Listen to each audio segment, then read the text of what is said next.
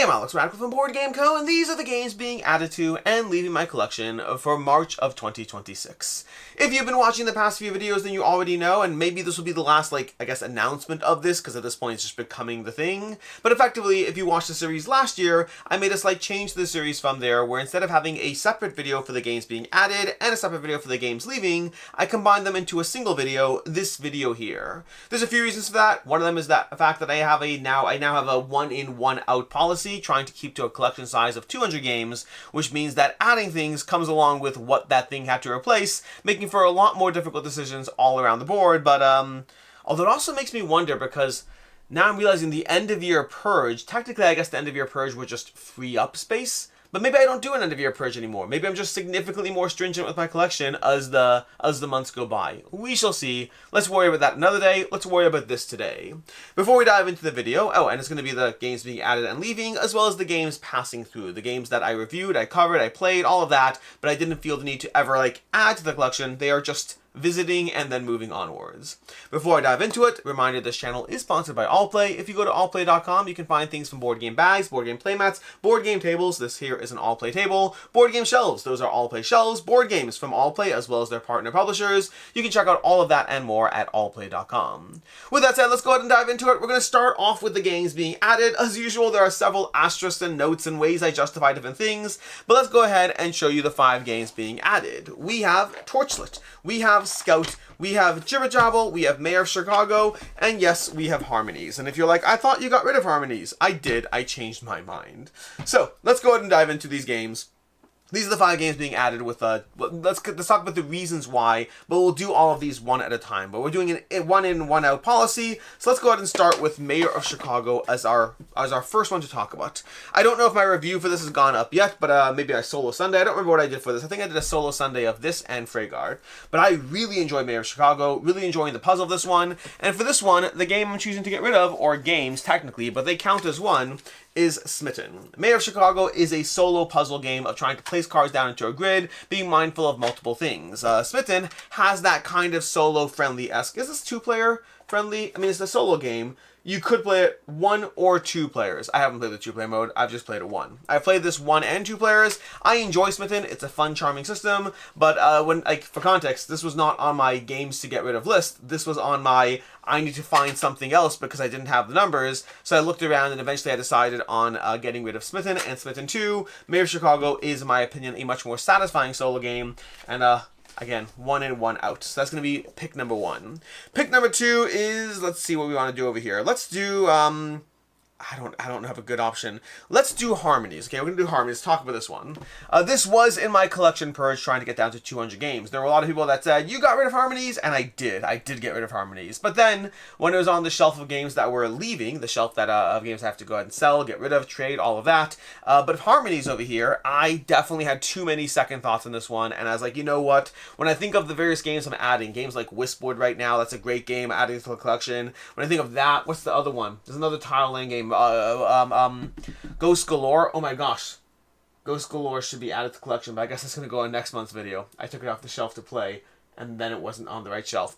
Ghost Galore, which we'll talk about in next month's video, I guess. When I think of the games being added, Harmonies is just as good as those games. I am going to keep it for right now. We'll see what happens, but I do like tile laying as a genre, and Harmonies is one of the better ones out there, so I am choosing to keep this one. And in its place, I am getting rid of Evacuation. Evacuation is this, yes, this one. Evacuation over here. This is a solid game. I never did an official review of this one. This is my games that I wanted to play last year, like the 35 games I wanted to table. I really enjoyed Evacuation. It's a solid game. I think that in this EuroWeek category, I have too many games that I really, really love, and I just have to make hard choices. I think Evacuation is absolutely fantastic.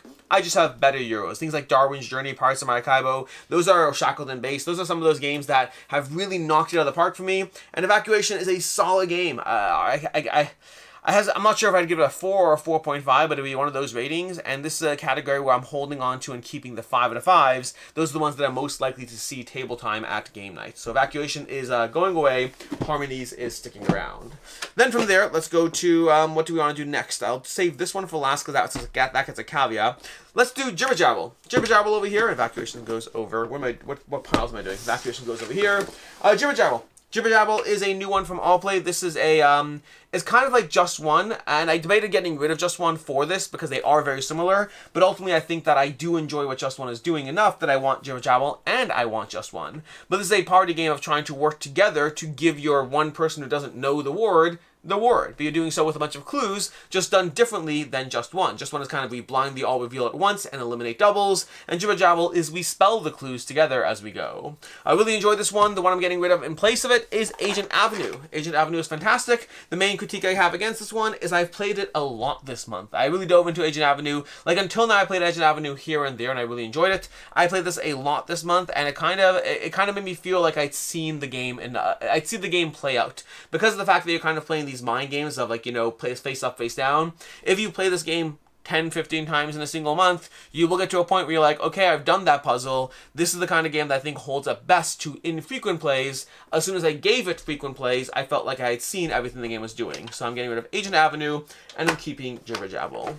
Then from there we have two that are not at all comparable. Not that the last two are comparable. Sometimes they'll be comparable games, sometimes they won't be. We have Torchlit, another all-play one that I'm adding over here.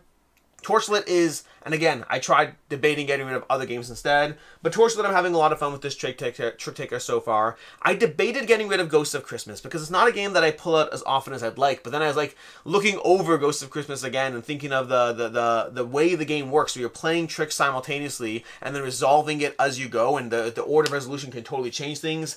It's a mind game in the most satisfying way, so I debated getting rid of Ghosts of Christmas, and maybe one day it will go. But for right now, instead I got rid of a totally different game.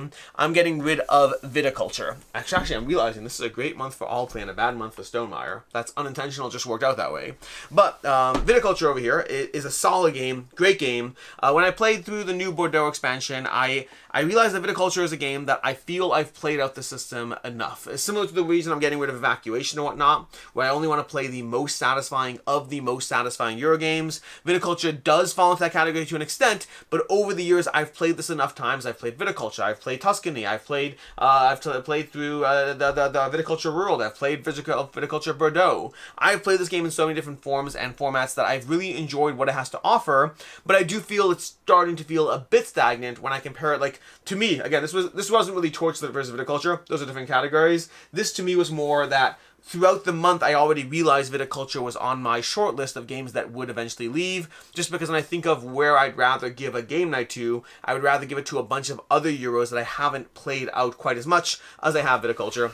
Great game. Some games I do, and every game is different. Every game is totally different. Some games I feel like I've seen enough after 20 plays. Some I feel I've seen enough after 40 plays. Castle of Burgundy, I'm like 300 plus plays deep, and I'm still fine with it. So every game is different as far as where that cutoff is, where I am getting less joy out of the experience. Viticulture is one of those that I think between all of them I've gotten around 30 to 40 plays. Not an incredible amount, but enough that I've seen, enough that I'm ready to move on and play other games. So this is one that is leaving over there. And then lastly, these two are again not really comparable, but they are comparable because they are both asterisks, meaning these are two games that are not leaving and not being added. And I'll explain what I mean by that. Scout is being added to my collection because my kids love this. My kids in general love Jungo, and so eventually I was like, I have to show them Scout eventually, because if they like Jungo, Scout is basically Jungo but different. And I showed them Scout, and they do indeed love it. I do not think I would keep it in my collection except for my kids, which means it does go into the category of kids collection. Basically, if I would keep a game, regardless of my kids' opinion, then it does not go into the kids collection, it goes in my collection. But if my kids didn't like Scout, I don't think I would keep it, because as much as I do enjoy Scout, it's not one that I find myself pulling out at my main game night, even for a filler category. This is one where currently I'm exclusively playing this with my kids. I do enjoy it, I just don't think it would make the cut if not for them wanting it. So it does go in the kids collection, so technically it's a game being added that doesn't take up a spot. That said, a game is leaving that also didn't take up a spot, and that is Storyfold Wildwoods. Storyfold Wildwoods is one that I had as a kind of extra in my collection, which is something that I allow myself to do when it's a legacy game or anything like that. And when it's a game that I know is leaving, once I'm done with it, then I don't even add it per se. Storyfold Wildwoods is one that I knew I would play through and then be fine moving on from. And I did. I played through it. I originally was going to do film playthroughs for all of them on the channel. I only ended up doing film playthroughs for the first two. I found that after that, it was a little too samey that I wasn't sure if it would be entertaining enough to do a full playthrough series of it on the channel. But again, if you want to see the first 2 on the channel, skipping the tutorial, I do have those, or at least I have the first one. The second one will be going live at some point. I don't think it ever went up at any point. But either way, I played through this one. I think it's fun. I think it's charming. I will happily play through the next Storyfold game whenever it comes out. But this is not a game that I feel the need to dive into again. This is a game that I'm happy to have played through and then move on. So this is not taking up a spot, and this is not leaving a spot, which in the end means they kind of net out to neutral anyway. Those are the more serious changes, which means from there it's time to go into all the other changes, the games that are passing through. Let me move these all over to the other side without knocking everything over as I move a little too quickly. Let's put that over there. Let's put these over here. And let's talk about the various games passing through. So, to that end, we have Gazebo and Gingham. I did a duo review for these. I don't think the review is up yet, but they will be going up at some point. Both these are fine games. I think I enjoyed Gingham more than Gazebo. Gingham is a pretty solid trick-taking-esque game. It's kind of abstracted trick-taking. It's not really like you're not playing cards. Rather, you're choosing a line, and there's 4 different lines, so those are the suits, so to speak. It's abstracted trick-taking, but it's more about the connections you're creating with your ants and the various candy on the picnic. It's cute, it's charming, not enough to add. Gazebo, on the other hand, I didn't love this one, unfortunately. It's not bad. I just felt that it was very, very dry. It's based on Quinn, which was decently rated, but not amazingly rated. I never played Quinn, and Gazebo, to me, they have a whole, like, you know, article or whole letter in it as to, like, what they had in mind and how they're going to change it and iterate. I never played the original. This, to me, felt fairly boring. I'd rather play Tigers and Euphrates every day. Again, it's a fine game. I gave it a 3 out of 5. It's just not super exciting. We have 3 witches over here. From All Play, a solid trick taker of playing through a coven of 3 witches with a single lead witch. Very unique, very interesting. Ultimately, not enough for me to hold on to and keep. We have over here these 2 small box games. We have Yukiyo over here, a solid solo game that at first I kind of did want to keep, but ultimately the area where it left me wanting was not once at any point did I feel challenged by the game. Even on the most extreme difficulties, I didn't feel it was actually a challenge. So it is a charming game, very Sprawlopolis adjacent. I just feel they need to make it much more difficult because even like the hard elite mode was, I never had a problem with it. I'm pretty sure I'm playing it right. I read through the rules again. Whenever I'm having too easy of a time or too hard of a time, I will often reread rules, and I think I'm doing it right. Widget Workshop, a cute little game, but ultimately I'd rather play Galaxy Trucker. It felt a little too random and chaotic. If I want that kind of experience, I would play Galaxy Trucker. Yes, this is cheaper and a smaller, more accessible box. That's not a reason why I hold on to keep games, though. I go for the best of the best. If it's going to be a small box game, I mean, I have multiple over here I'm adding. It just has to be good at what it's trying to do. This feels like it's giving me Galaxy Trucker in a smaller box. I would just play Galaxy Trucker at that point. We have High Society. We have a bunch of all-play games leaving as well. We have 2 being added, but a bunch leaving. High Society, a solid re-implementation of the original High Society. I think they did a great job with it. They added some new cards, all solid stuff. The biggest issue is that ultimately it still has the main problem High Society has, which is that it is subject to king-making. I find every 3rd play of High Society ends up with people being a little huffy because someone won because someone else had to make choices and decisions that resulted in it. It always feels a little, not always. Every 3rd game feels a little unfair. The rest of the time, you're having a great time with the solid bidding game.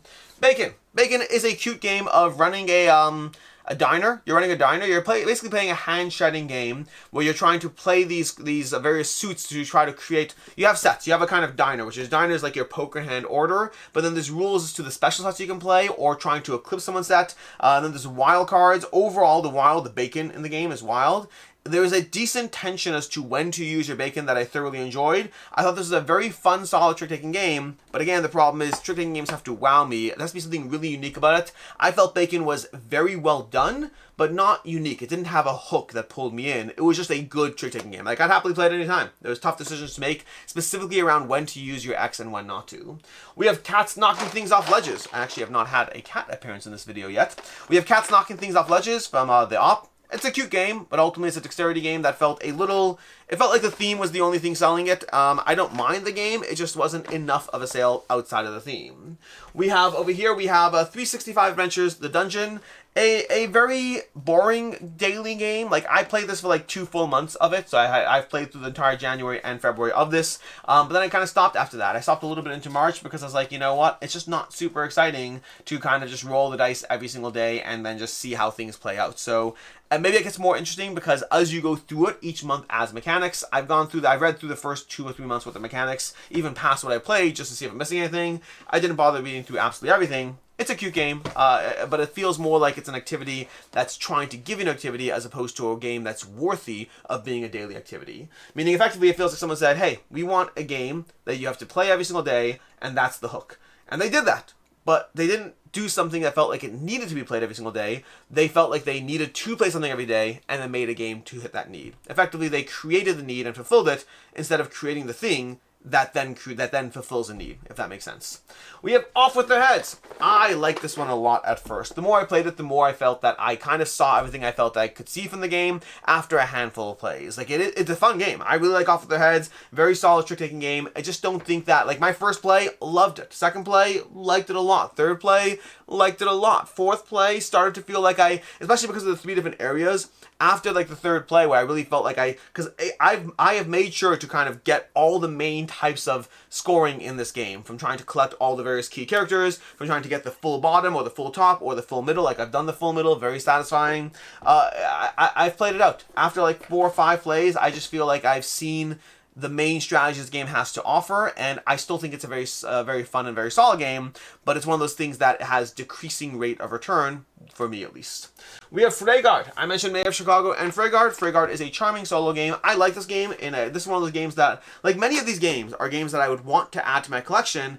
I just have to make more cutthroat choices, knowing that everything that I add has to have something else leave. As games like High Society, I debated keeping. Games like Off With Their Heads, debated keeping. Games like Freigard, debated keeping, but ultimately, again, I'm trying to make hard choices based off of actually realizing there's a limit and not just adding things now so I can remove them in 4 or 5 months when I'm trying to make space for everything. Similarly, we have Burgle Bros. This is another game that I very much wanted to add. I did a solo playthrough on the channel. I don't know if the review went up yet or not, but I really like Burgle Bros. I think that Burgle Bros in general is a solid game. Burgle Bros Future Flip over here, a solid implementation. It's a great solo puzzly game of trying to figure out how to, explore, talk to people, have conversations, ultimately defeat the various guards. It's a great game. I put this on my shelf of games that were being added, and then when it came time to the end of the month, I had to make hard choices, and it did not make the cut at the end of it because, again, I'm trying to think through what I would keep or leave.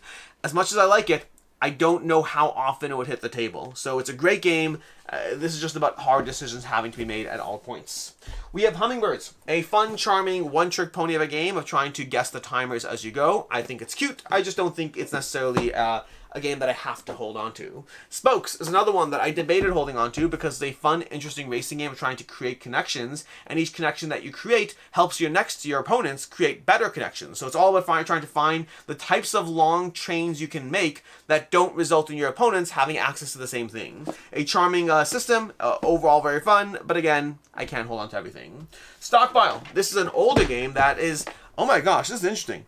This is actually, I'm realizing, this is on the shelf of games that are leaving because, okay, long story here. Stockpile I've had in my collection for years. Like, this has been in my collection for like 5-6 years. Why is it not on the games leaving the collection shelf? I don't know, but it wasn't listed as being in my collection. So technically it's part of the 200, and there's, sorry, it's a game that's leaving my collection because I've had it for like 5 years and it's finally going away. I've played it multiple times, enjoyed it a lot, but for whatever reason, it was never listed as a game that was part of my 200, so I couldn't really count it against it. So it's leaving my collection, and nothing else is being added for it. We have Children of the Colossi. Children of the Colossi was a interesting area control game that felt like, first of all, the rules were not great. The overall felt like the system had some clever aspects to it, but it felt a little bit more clunky than I felt it was worth being, if that makes sense. It was, I'd rather play, it was, while it had interesting elements to it and things that were different, I'd rather play a lot of other area control games. And again, the length of the game, the battle complexity, the rules, those are all small things that got in the way of the experience. And then lastly, we have Aquaria from Thomas Hollick. A solid game, nothing wrong with this one. I just think that there's lots of amazing games, and this one fell into the category of, it's a game, it's a good game, it does good things. You play the stuff, you do the 4 rounds, you twist your dials, you grab your fish cards. Again, any game you don't love can be made to sound very basic when you do stuff like that, but I just didn't feel the magic of Aquaria. It felt like every box was checked in how to make a good game, but then that spirit, that magic of why a game holds on to you, that wasn't there for me. It just checked all the boxes. Those are the games being added, the games leaving, and the games passing through my collection for March of 2026. In any case, then until next time, I'm Alex Radical from Board Game Co. I hope you enjoyed this video, and as always, I hope you have a good one.